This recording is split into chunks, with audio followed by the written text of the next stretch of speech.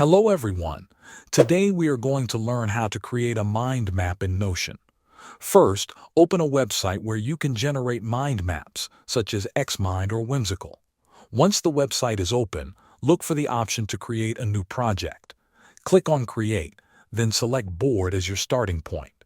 After that, find the left menu and choose Mind Map. This will give you a layout that is ready for adding topics and subtopics. You can now customize your mind map by adding topics, stickers, colors, or anything else that helps organize your ideas. Take your time to make it clear and visually appealing.